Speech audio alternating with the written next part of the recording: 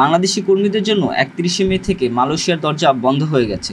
ফলে এরপর থেকে দেশটিতে আর ঢুকতে পারছেন না কোনো বাংলাদেশি শ্রমিক। এই বিষয়ে আপাতত কোনো সুখবর নেই। উল্টো মালয়েশিয়া সরকার আরও কঠোর অবস্থানে।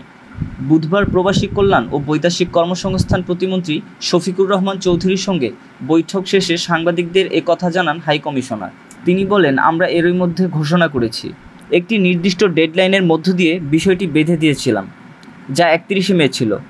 কারণ আমরা ১৫টি দেশের জন্য এই সময়সীমার প্রয়োগের বিষয়টি নিশ্চিত করতে চাই। এটি শুধু বাংলাদেশের জন্য নয়, ১৫টি দেশের জন্য প্রযোজ্য। বেঁধে দেওয়া সময়ের বিষয়ে কঠোর অবস্থানে মালয়েশিয়া সরকার।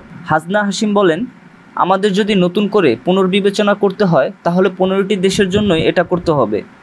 এর পাশাপাশি ত্রুটিগুলো সমাধান করতে হবে। বাংলাদেশের প্রতিমন্ত্রী বিষয়টি বিবেচনার অনুরোধ করেছেন। আমি এ বার্তা আমাদের সরকারকে পৌঁছে দেব।